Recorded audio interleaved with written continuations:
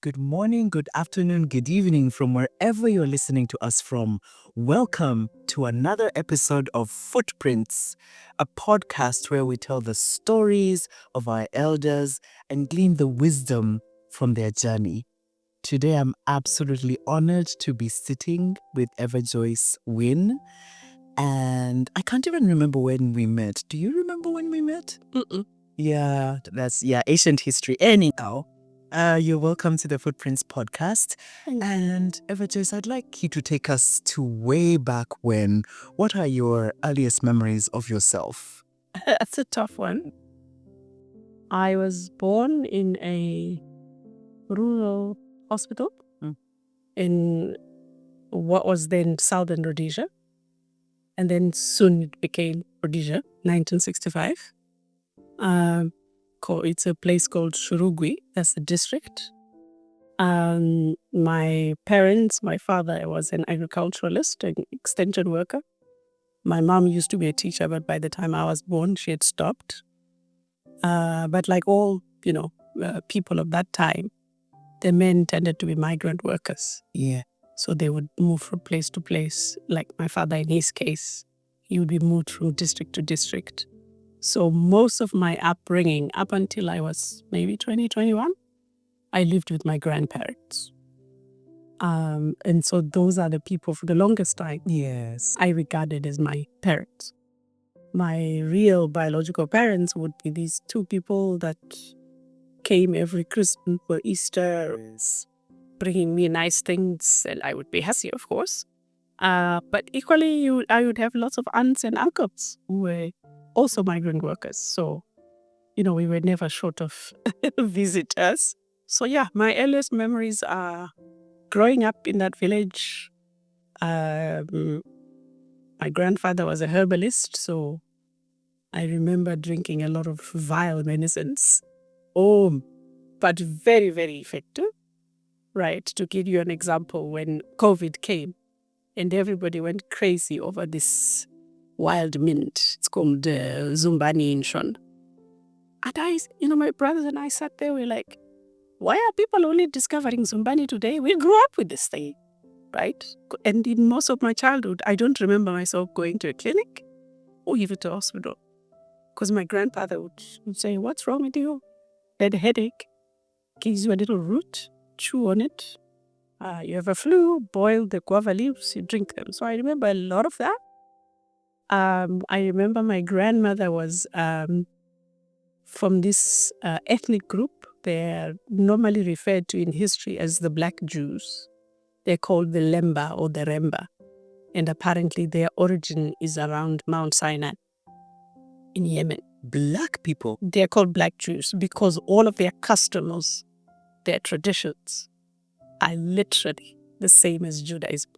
Oh, right. They believe in all those phases of the moon. They shouldn't do certain things at certain times. They don't mix meat with different types of meat with milk. They can only eat meat that's been slaughtered by one of them.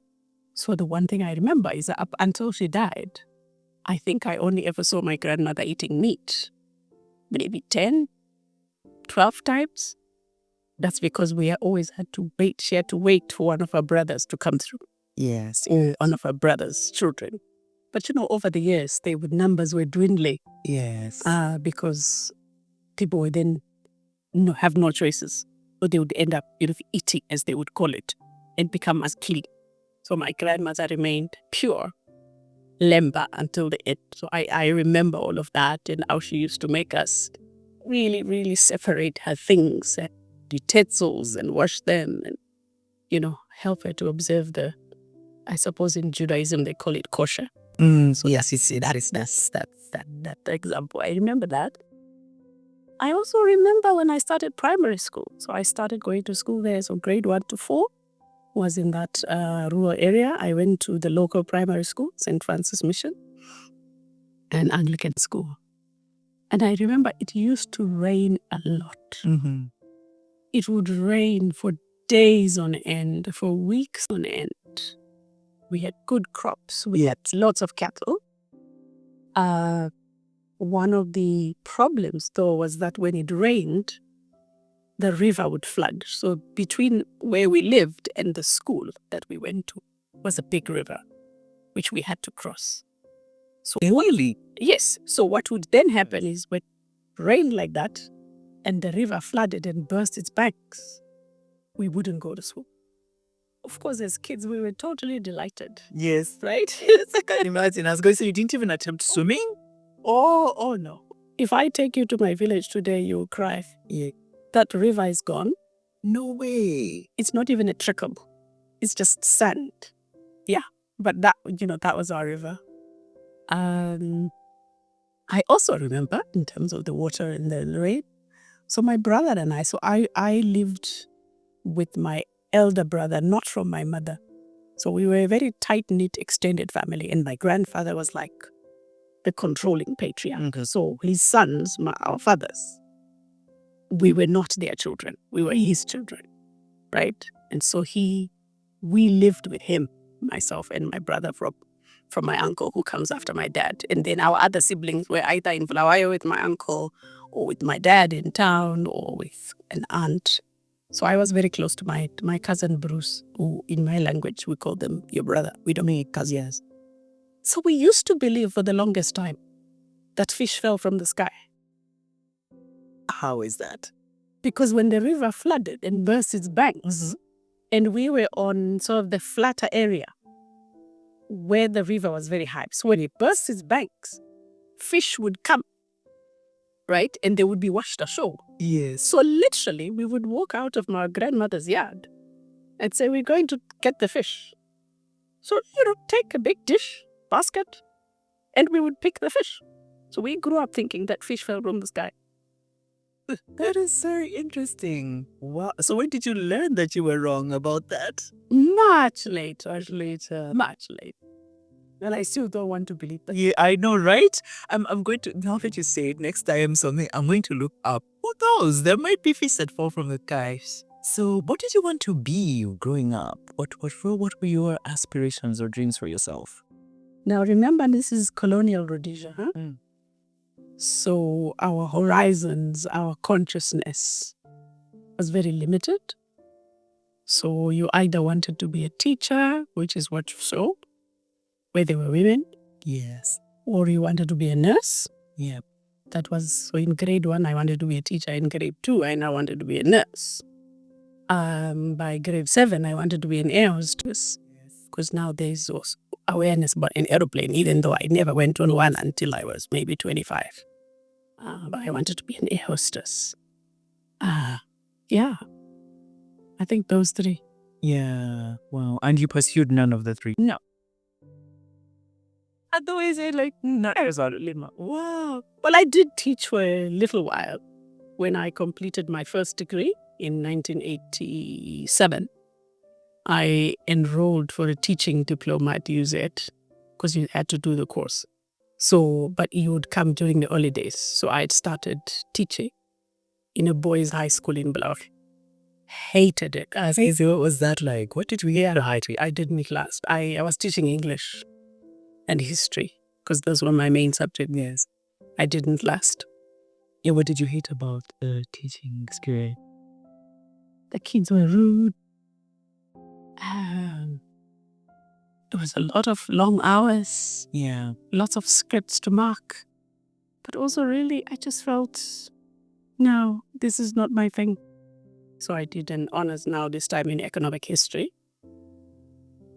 And even then, I didn't have a clear sense of what I wanted to do. Because we didn't have any career guidance. We didn't have role models, And nobody really sort of walked you through. These are options. This is what this one demands. This is what this will give you. It was just a matter of stumbling into things. Yeah. When I've told this story, to other people, I've said every part of my career until maybe the early 2000s, it was all completely by accident. Because I had no idea. Yeah. What does it mean to work in an NGO? What is a women's organization? I had no idea. But when I finished university, the one thing that I knew is I wanted to write because I was very good at English and I was very good at telling stories. So I loved writing, but not necessarily did I think I would write books. It would be like somewhere I can write. Yes. So at some point, considered journalism. I was told you needed to go and do a course. I'm like, I've already spent 4 years with university. I can't be going into another Yes. thing, right? But I kind of tried to pursue that a little. At university, I'd also been part of the group that wrote the students' magazine called Focus. And I'd really, really enjoyed it. I was the only woman in a group of about 5, 6 of us. So I'd really enjoyed that immensely. So I did apply for jobs with, publishing houses. I remember with Parade magazine. I applied for one called Mahogany, which was produced by a white woman. It was a women's magazine. Didn't manage to get in. Yeah. So I was just wandering along. Yes. Wow. But then I got a position with a woman who has since become a good friend, Dr. Terry Barnes. She was doing her PhD then with the University of Zimbabwe in African American. And she looked for a person who could understand both Shona and Ndebele because she was doing an oral history project. So that's how her PhD was merited, excavating the oral history of women who had come to live in towns during the colonial period. Because historically, Black women had not been allowed to live in urban areas under the old colonial system. It was the men who were allowed to come and be laborers, cleaners even, right, to service the colonial economy. Women were supposed to stay in the rural areas and be good wives. So she was doing that research because then some women had come in. So looking at who are these women? Where did they end up? Some of them were still alive. And she needed an interpreter. So I became the interpreter. Wow. For 6 months. And what did that experience do to you or for you? It was really, really very interesting. So when we started, I was like, why does she want to listen to stories of some women and who wants to know? Why is this important? And I thought, okay, she just wants to get her PhD. But it was during the process when I then heard the depth of the experiences, the trauma that many of these women had gone through, the discrimination they had faced, because many of the women who had come into the urban areas, particularly in Harare and Bulawayo, these were women who had been, the phrase I use is thrown out of the rural economy. So these were women who, for one reason or another, had not gotten married, but they were now, quote unquote, past the age of marriage. Mm-hmm. And so their fathers, their uncles didn't want to give them any land to earn a living. So they trekked to the urban areas to try and find ways to look after themselves and support themselves. It was widows whose property would have been taken away, sometimes their children too, would then have to find a way to earn a living. 5 years. It was women who were divorced, okay, because when you get divorced, you leave the man's area where you had accent you led, go back. You go back to your own people, where your brothers and your father and his brothers would refuse to give you land. But of course, there was not enough land to go around, right? Remember, this is Colonial Rhodesia. The Blacks had been taken out of the productive land. So these were women with nothing, right? And this is why, to this day, there is a belief and a mindset that says any woman who came into the urban areas and who lives in urban areas and behaves in a certain way is a prostitute. Yeah. Because unfortunately, many of these women didn't find employment readily. So they ended up. And if they did, they had no places to stay because the accommodation was single men's hostels. Single in the sense not of you being technically single, but you were a man like my father with his wife in the rurals who you couldn't bring in. So you were given a room in a hostel which you shared with 2 other men. So women had no place. So the women, in order to survive, and navigate this landscape would sell sex. Yeah. Right? In exchange for shelter or sometimes even an income. Mm-hmm. But that image of Black women in towns has lingered on. Has persisted. So that's why many years later, Yes. there was this Operation Kid. Yes. And there have been subsequent notes. So the first one was in 1983, just after independence, when the newly crowned independence government of Robert Mugabe decided to clean up the streets of Harare and other urban areas of vagrants and loiterers. And women were picked up in their thousands, accused of prostitution. So if you were found walking home from work, if you were crossing town early in the morning to go somewhere, if you were found anywhere near a hotel, you were picked up. So, and then taken where? To what they called rehabilitation farms.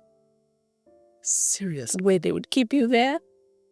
There was no cell phones in these days, remember? You could be there for 3-4 months.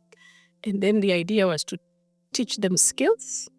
So they were given sewing machines. They were taught how to make soap. They were whatever.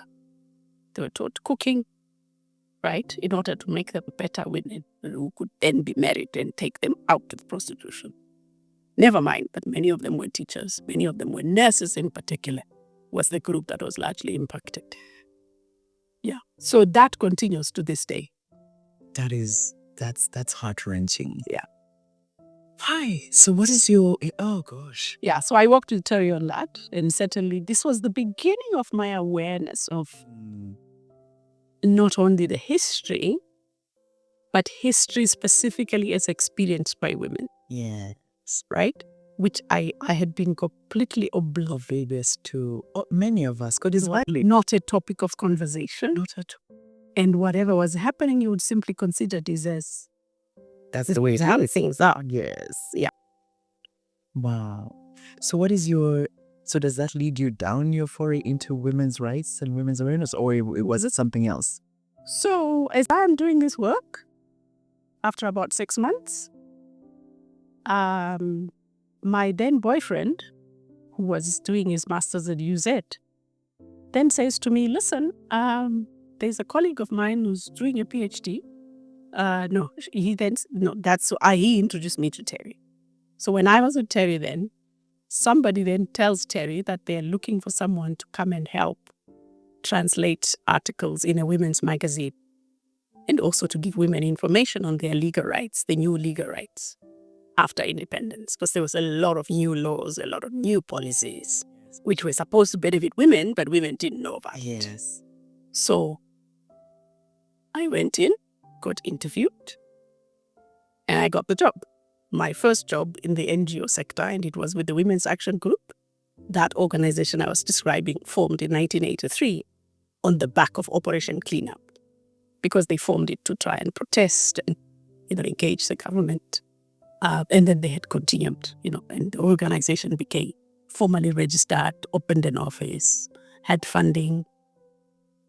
So I was the first Black woman, because the other two women who worked there, a retired white couple, and they wanted someone who could speak the local languages, but who could also write in English. So my job title was assistant editor for Speak Out magazine. They produced a magazine 4 times a year for women. But as you would know, Jackie, in terms of how our sector sort of operates, you have a job description that's written somewhere, and then there is the job itself. And then there's the real job. Yes. So I was called the assistant editor. I thought my job was writing, typing. I even went to typing school. So I can now type 60 words a minute, or whichever level I got to. And in addition, because I was the only one who spoke the language, and because we were successful at giving women this information, women started coming through to the office, right? Once they knew where we were, with individual cases now. So they've got the rough idea of the law. Yeah. That there's now a new law which provides for women to get child maintenance from the fathers of these children, right? Or from their pensions or whatever. And they would simply come to you. Now they want you to point them to, so where do I go?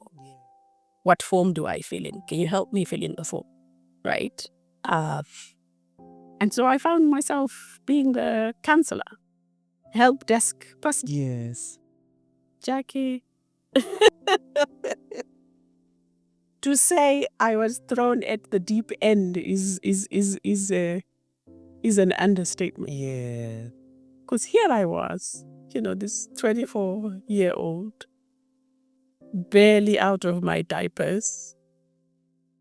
Who knew nothing about that? Yes, I'd heard the stories of women through the project with Terry Barnes, but this was about the past. Yes. Now we are now in the present.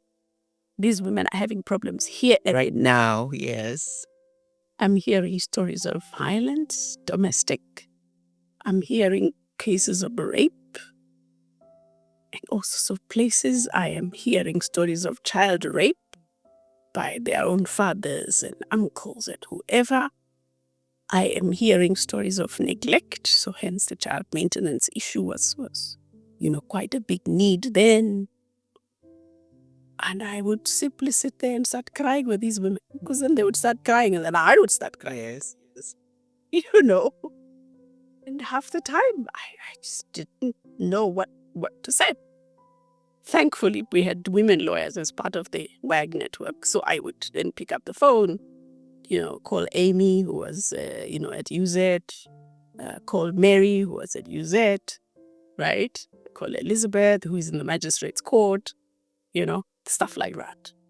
But sometimes they didn't want to call any. They didn't want to do anything. They just wanted to be heard. They just wanted to tell their story to someone. Yeah. And so they would come and sit. I remember this one woman coming to me with a horrendous story of how her husband had systematically raped all their 3 daughters. And over the years, these children then blamed her because she didn't stand up for them. Yeah. She was a matron at a hospital, one of the biggest hospitals. A matron is quite a senior job. Yeah. He has it a lot of businessman and a politician, very successful. 3 daughters, he raped all of them. So by the time she's coming to see us, the 3 daughters have now run away because the eldest one is now working, second one is at university. So they went and picked up their younger sister from school and never went back home. So now she's come to tell me this story and she wants her children. But of course she can't go to them. Their husband is threatening her. So all she wanted to talk to me was to talk to me and cry. And she kept coming. Yeah. I think for almost 6 months. Until in the end, Elizabeth and Anne, my 2 colleagues, had said, look, we need to cut off this because we are not equipped. We're not counselors. We're not marriage counselors. We're not trauma counselors. So we were able to refer her to, to a therapist. But yeah, because she didn't want to take any legal action. It was tough. So stories like that. No, yeah. Yeah. Wow. Yeah. I also started going to radio programs, right? Because again, once the media got hold of, there's an organization that does this. Of course, it wasn't from a positive note. Many of them then wanted to hear from these so-called women's rights people. Is it true that these women are having 4 or 5 babies from 5 different men so that they can make money from maintenance? No, it is not true. Is it true that, women are faking this domestic violence, that actually they are the ones who starts the fights, or they are the ones who are not cooking for the mothers-in-law, or they are neglecting them, right? So you were always dealing with the distractions, on the back foot. Yes. And because most of the programs I was being invited to were in indigenous languages, again, I found myself. So I was an editor, a writer, a counselor, It's pseudo-counselor. therapist, Yes. journalist, speaker, representative of the organization, all in a very, very short space. Yeah.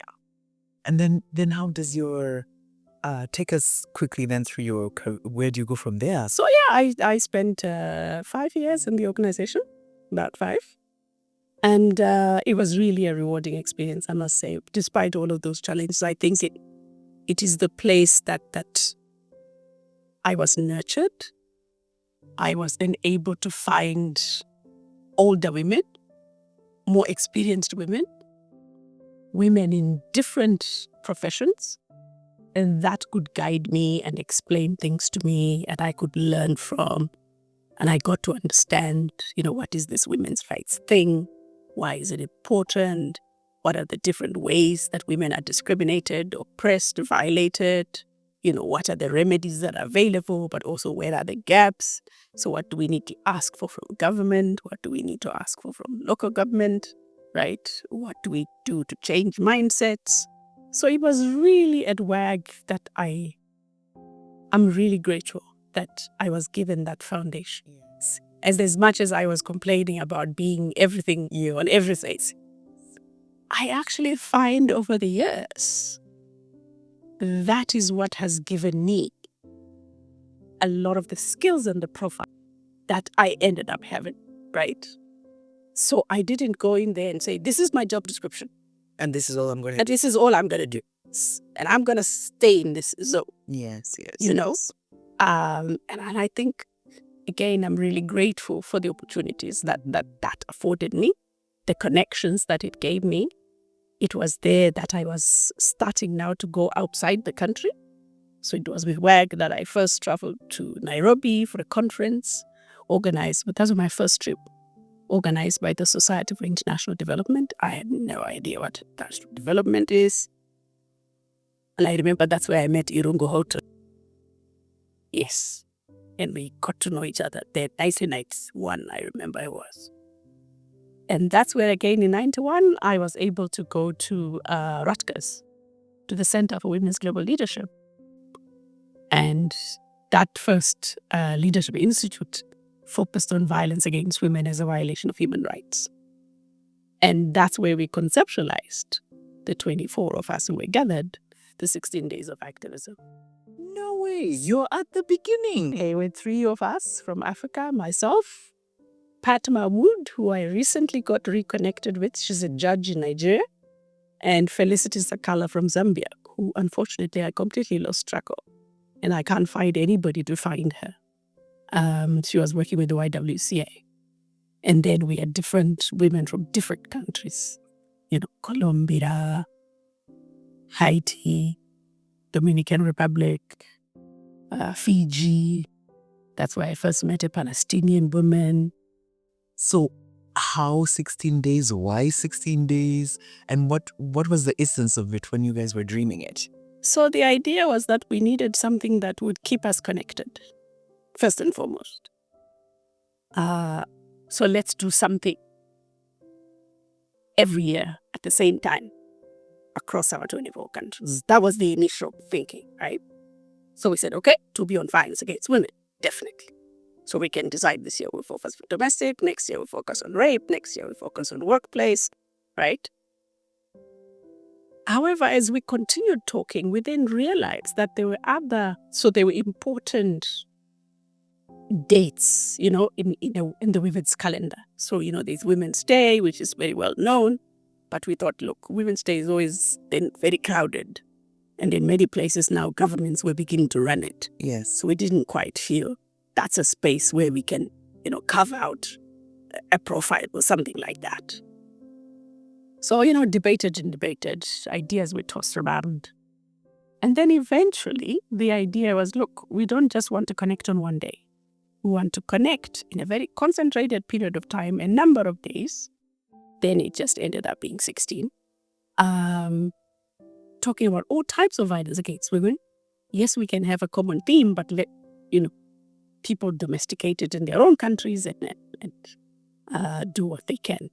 Activities, again, people choose their own activities, but we could produce guidance in terms of saying these are the possible things that you can do, street demonstrations, producing quilts, whatever it was, right? A symposia with the judiciary. So the 16 days then came out of that conversation that said, if we want to make an impact, if we want to stay on people's conscience, right, in a meaningful way, we needed something longer than one day and certainly longer than 7 days. Yes. So then that's when some of us started learning about the 25th of November, which had already been declared and pushed for by particularly women from Latin America. Then there was World AIDS Day for us, which was an important one. Then there was Human Rights Day. Yes, December 1st, 10th. or 3rd? Or So December 10th is World AIDS Day, December 10th is Human Rights to me, right? So we said, why not stretch it to there? So that we end on that note of the 10th of December, which is Human Rights Day, to make the point that violence against women is a rights issue. That was really the thrust of it. And remember, this was also the time when the whole world was working around preparations for the first UN Conference on Human Rights, which was held in 1993 in Vienna and came out with the Vienna Declaration. So this kind of laid the foundation for us to continue connecting for those 2 years, around the 16 days, and then taking some of that input to influence the Vienna Declaration. So that was also part of the idea, and putting violence against women on the human rights agenda. So what does it feel like to start something like that, and now it's global?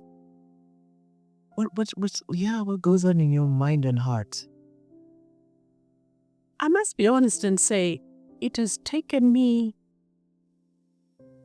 up until today, right, to actually internalize and visualize and appreciate what it means. You know, I'm still like, wow. Still wrapping your mind around it. Yeah. Yes. Because I don't think any of us in our Ever wildest knew. imagination My goodness. imagined that this is where it would go. I don't. Never, ever, ever. No. You know, speaking for myself, I thought it's an important thing. It would be 16 days on the national conscience, maybe a little bit internationally, but I never imagined. I mean, we would get to a point where even governments, even the UN now, they claim it is their thing. You're like, you know what, it's okay. That's all we wanted you to do, right? Yeah, take this seriously. Use it wisely. Yeah. So I'm still shocked, but really pleasantly so. Wow. Yeah. I mean, hats off, literally. I can't imagine how many years I've been involved in planning 16 days, not ever knowing. I think we used to receive some guidance, but I don't even, maybe even from, I think at some point, UNIFEM there. No, it came from Center for Global Leadership. Then the uniforms would then, adapt. At the national and all those things. Wow. Yeah. So did you guys ever write about that? So a lot has been written. And I know there was at 30 years, there was a number of seminars that were done. Unfortunately, I was too deep in INGO land at the time. But on the 30th anniversary, there was quite a lot of discussion, some papers written. There was a book, I think, called Transnational Organizing. There's a chapter in there by Charlotte Bunch. And a few others by other people. So tell me then, because a lot of times I feel like when we meet to organize, there are also voices that say, yeah, but you're always in high-end, 5-star, just drinking, you never, like, what is the importance of coming together, to think together, to strategize together? Yeah, it's unfortunate that sometimes the image that is there. But also let me start by saying, to be fair, some of that criticism is valid, right? And the reason I say that is because I think there's been a time in these 2000s where, so I think there's been a shift, right? When I went into the sector in the 80s and the 90s, this was the era of people's participation, local people deciding what's good for them, participating in crafting programs, participating in the implementation, in the evaluation, the monitoring, right? This is when we had a lot of programs. Speaking of where I was sitting, this is where the big era of paralegals, women's rights awareness, right?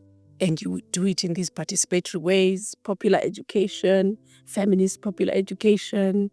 This was the era of cooperatives, right? People coming together to organize autonomously in collectives for their own economic development or for whatever reason. This was the time of trade unionism, right? People really being taught about the importance of organizing, and because the systems we are dealing with are so powerful, so we need to build collective power. And so you would organize cooperatives, trade unions, women's organizations, right? And it would all be, not all, but most of it, right down in the communities, right down on the shop floors, right? Inside the spaces where women were seated, or whoever it was. And you had to be trained to do it, right? I remember many of us, there were places where you could go. And I've been asking that question differently these days. Where did that go? I remember going to a place called Silvera House in Zimbabwe. And these were sort of built on the Paulo Freirean teachings about popular education. So training people from trade unions, from women's organizations, from self-help development organizations, how to do development in a way that builds people's agency, in a way that honors people's knowledge, in a way that puts them in the leadership. Then there were some manuals written, I remember, called Training for Transformation. I don't know if you've come across it. There's volumes 1 to 3. Again, giving you tools on this is how you analyze a problem. This is how you sit with communities. This is how you share power. This is how you don't sit on a high chair. This is why you should do so. But We talk about it as if it's a new thing. This is what I was going to come to say. So you can imagine how much I've been rolling my eyes until the back of my eyes. Locally led development. People are going locally led development. They've even got acronyms like LLD. I'm like, oh, please. We had PRA. This was the big era of PRA, right? Participatory rural appraisal. This was the big era of participation, development, people's agency, women's power, right? So maybe it's true we don't learn. The thing we learn from history is that we don't learn from history. Then in the early 2000s, up until this period, we then discovered, or we say to ourselves, this work that we're doing, building our own power, awareness, and so forth, is not enough. We need to engage with the power holders, right? I.e. the state and other institutions, right, that have an influence on what happens or doesn't happen. So the big era of advocacy came in. And I remember being one of the earliest people to be trained in how to train other people in how to do advocacy. And we produced manuals. Unfortunately, I think this is where we kind of lost it, right? So if I look at my country now, I bet you my last 20 rand, 80% of people who are activists, quote unquote, in this period, do not know how else you do development except writing policy briefs. I don't think so. I have seen people rock up in rural areas looking so wrong. So wrong. All right? I don't know if you understand what I mean. We were trained in how do you respect a community. And I remember that. My first only trainings in FIDA, yes. That was all we were taken through. Exactly. Yeah. You can be as feminist as you like, but you don't rock up in people's communities in a way that dishonors them. Not at all. This was Development 001. I look at young women and young men turning up in villages and I go, oh dear. Right? Then when you listen now to the older people in the villages, they're going, oh, you mean those ones? No, we know those ones. Yes, we have become those. In my language, they're even ruder about it. Then they'll say, those girls, we know them. You mean the ones who came here naked? No, there's no. So the word they use is not to say they were badly dressed. They actually use the shorter word. They say, shama, which literally means you were naked. Yeah. Oh, those young boys. They were just interested in drinking and sleeping with the sex workers at the township.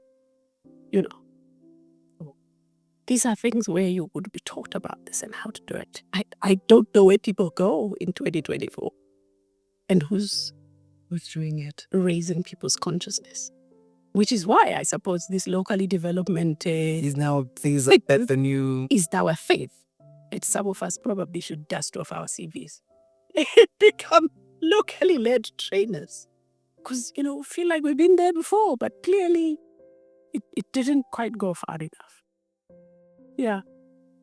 Anyway. But it's, I was answering your question about how it feels. I think it's, you can never not say it enough. You can't say it enough, right?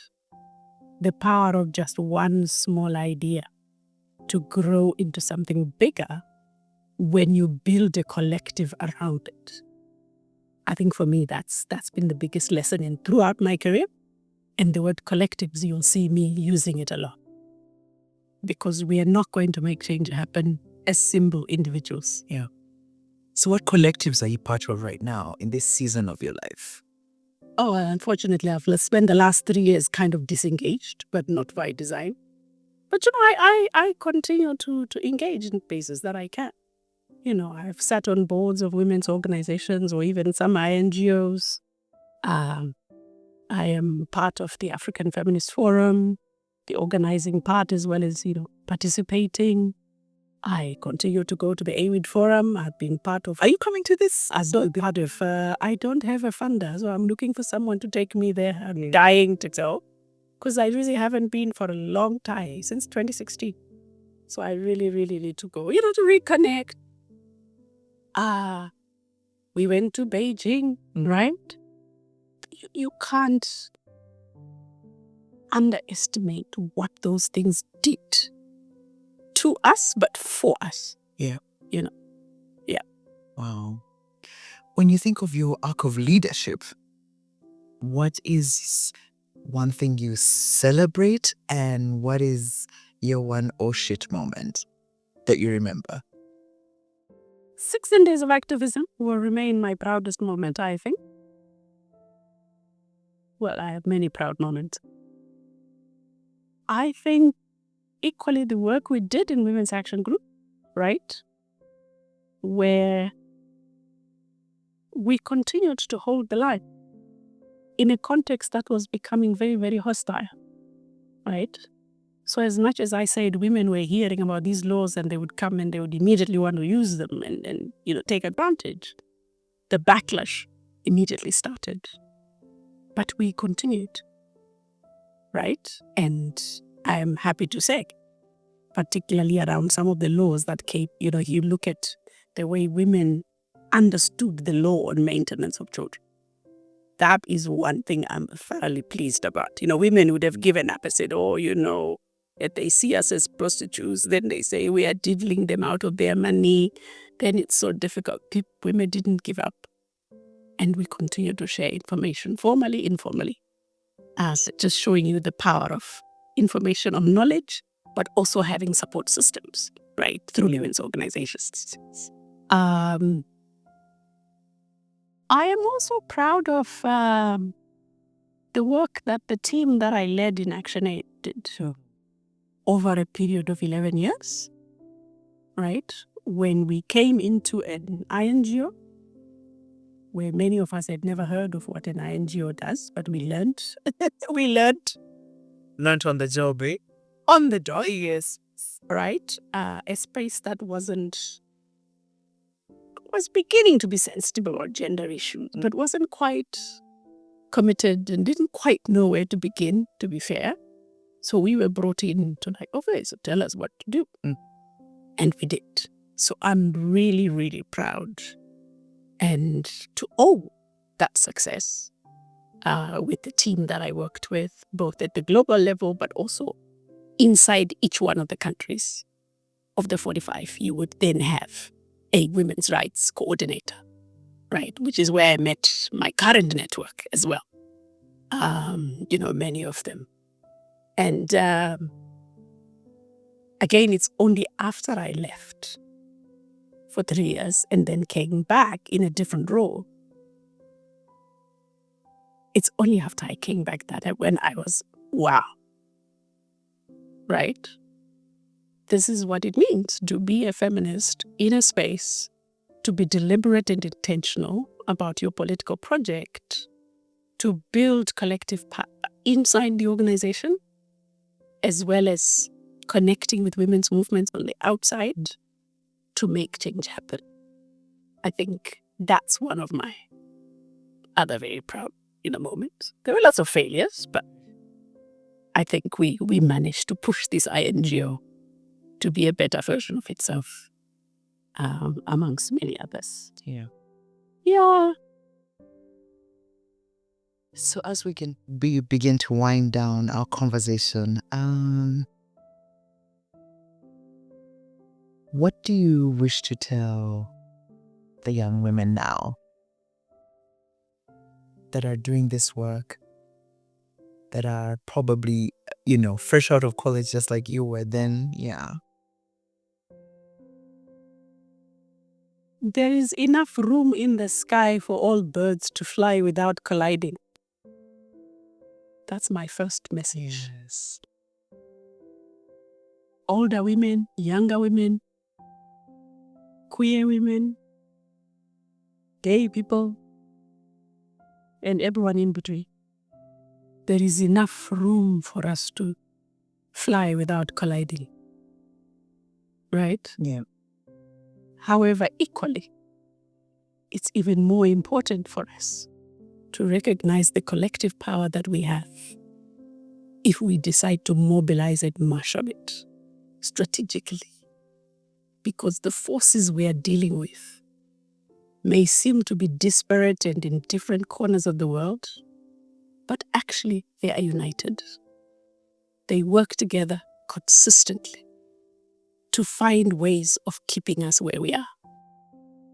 So equally, we have to work consistently, connecting across issues, across geographies, across sexual orientations, across whatever it is, right, that seemingly draws us apart. Yes, we have differences.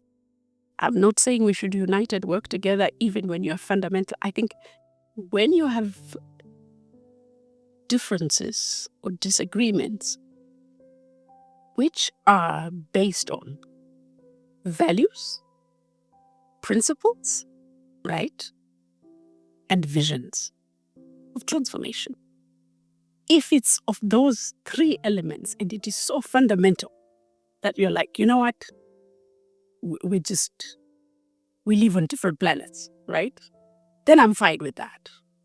But if it's strategy, tactics, language used, little things that we can correct, yeah? The spaces where, yes, you navigate this one, I navigate this one, and acknowledge that not all of us can be doing the same things all the time. And not every 13th issue in the Beijing platform should be your day-to-day business. But other people can take this issue, that issue, and the 13 of us can come together, right? I mean, I'm using the Beijing platform as an example. 13 areas of concern. There are many more now. So that would be my message. My second message is, let's be kind to ourselves and to one another. Some of us will be slower on the uptake of certain concepts. Some of us come from contexts where really we're at the very beginning of our consciousness of certain subjects or particular approaches, or even of understanding what is going on here. Why is it going on? And therefore, how could we tackle it? We're all at different levels of consciousness, understanding, and then having the power to make things happen. Let's be kind to one another. I'm not saying let's be kind to misogynists. I'm not saying let's be kind to homophobes. Yeah? As I said, values, principles. Let's hold the line. But if someone's gonna get it, someone's gonna get the alphabet all wrong.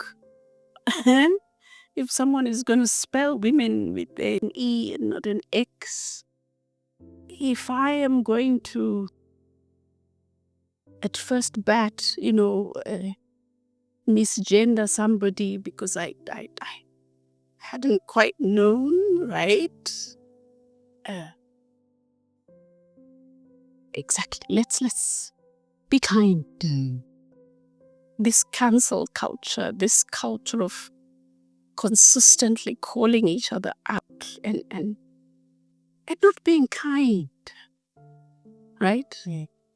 This insistence on maximum positions. I was saying to my colleagues in the African Feminist Forum last week, this is a habit we've now developed of. This is what we want and nothing else, right? So if this is 100 and we all want the 100, if you're going to give us 96, we don't want it, right? I first started my leadership journey. We have to compromise sometimes, as long as you continue to hold the line on things that matter. As long as you are making one step back, but being strategically conscious that you are doing it so that you live to fight again another day. To take the 2 steps forward. Exactly. Yeah. Right? Let's be kind. Because I'm finding kindness missing in our community. And I'm finding this fear of colliding. Right? In fact, we are colliding in ways that are not useful. Yeah. My last thing I would say to a young woman today, a young person today, social media, the internet, the interweb, as someone called it, is a powerful tool. There's no other way of saying it. It has given your generation, this generation, tools that we didn't have in our time. Right? We had to pay newspapers to put an advert on women's rights, on an advertorial. We had to beg newspaper editors to give us a space on page 16 of the newspaper. Not even for page 1, page 16. We had to buy airtime on radio programs so that our messages could be heard. Now you can podcast every single day, every hour. You can tweet 99 times a day. We do our own graphics for us, right? Yes. But the question is, you and who? Right? You and who? Or is that person asked Shrek? Is Shrek asked that guy, you and what army? Right? That guy who was sent to go and arrest Shrek. I love telling that story. It's little short man. And there's Shrek standing there at the door of the toilet. And they say, if you don't do what you are saying, then we will arrest you. And Shrek goes, really? You and what army? So, you can tweet all you like. You can blog all you like. But if we're talking about changing systems of power and oppression, if we're talking about building countervailing power, you need an army. Okay, not an army, maybe a battalion. Right? So where are these battalions? I'm sorry to use military language, but it is all I can think of these days. I come from a country dominated by the military. Where is your military? Where is your power? Where is that collective power? Because that's what you're going to need. Because on your own, you're going to be chopped down. You'll run yourself ragged. Yes. You're going to burn out. And you may not be able to see the change that you are making. Because you will only be seeing it through the prism of where you're sitting. Yeah. Or from your computer screen. But there is a world out there where people are doing stuff. So, that's my advice. Let's use it. It's a wonderful tool. We can run away with it. Absolutely. It's given us so much power. But that power must be collective power. It must go back to strengthen movement, because it is the only way that we're going to make sustainable change. That's an amazing place to end. You and who? Kindness matters. There is enough sky, Yes. for each bird to fly. Everjoice, thank you so much. It's been a pleasure speaking with you. And to our listeners, thank you so much for tuning in. And tune in again next time when we bring you another guest, another elder, to tell us their footsteps. Thank you so much, Everjoice. Thanks, Jackie.